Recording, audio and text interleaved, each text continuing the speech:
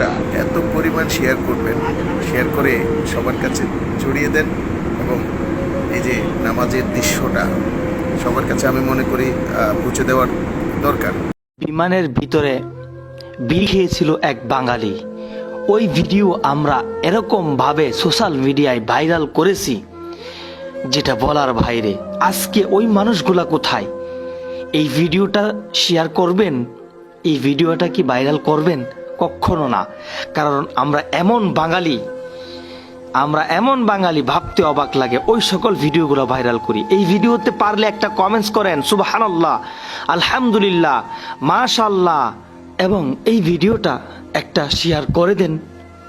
বিমানের ভিতরে বিড়ি খাওয়ার ভিডিও যদি আমরা ভাইরাল করতে পারি, এই ভিডিওগুলো কেন ভাইরাল করতে পারবো না? এটার জবাব কি দিতে পারবেন? আপনি যদি ইসলামকে ভালোবেসে থাকেন তাহলে ভিডিওটি শেয়ার না করে যাবেন না। বন্ধুরা, এই ভিডিওটি এত পরিমাণ শেয়ার করবেন যাতে সকল মুসলমান প্রিয় ভাইদের কাছে এই ভিডিওটি চলে যায়। আমি আপনি শুধু গান বাজনা ভাইরাল করি, আজকে দেখে এই ভিডিওটা কতটুকু ভাইরাল করতে পারি।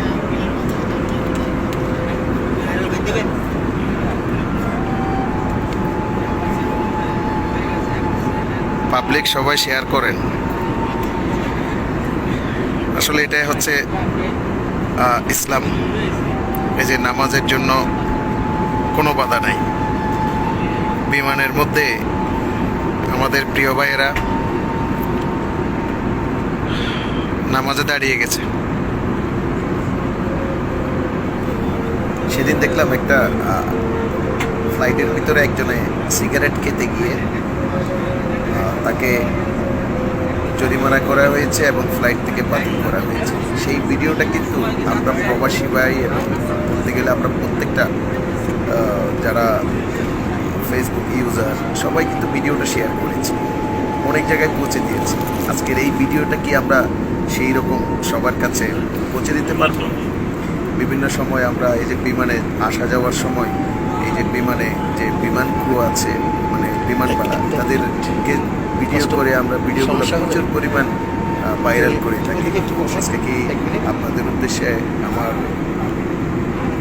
এইটাই চাওয়া, এই ভিডিওটা এত পরিমাণ শেয়ার করবেন, শেয়ার করে সবার কাছে ছড়িয়ে দেন এবং এই যে নামাজের দৃশ্যটা সবার কাছে আমি মনে করি পৌঁছে দেওয়ার দরকার। কারণ সবসময় আমরা এই যে গান বাজনা এইসব নিয়ে আমরা ফেসবুকে পড়ে থাকি। সো আমি সবার কাছে অনুরোধ করব ভিডিওটা একটু বেশি করে শেয়ার করবেন।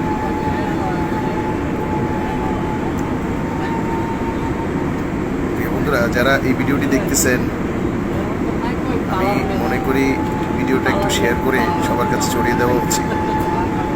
এয়ার আরেবিয়ান ফ্লাইটে গতকাল আমি বাংলাদেশে আসার সময় যেই দৃশ্য আমি দেখতে পেয়েছি, আসলে নিজে অবাক হয়ে গেছি।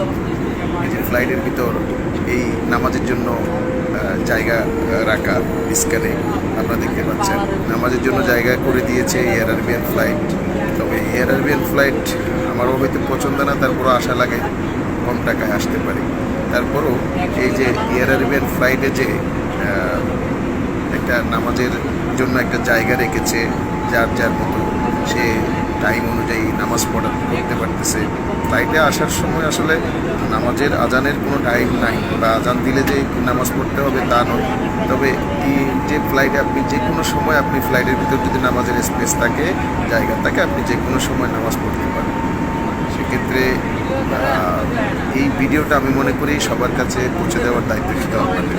আমরা কিন্তু সবসময় ভিডিও করে থাকি, বিভিন্ন কন্টেন্ট তৈরি করে থাকি, কিন্তু এসব কন্টেন্ট আমরা কোনো সময় আমার চোখে পড়ে নাই।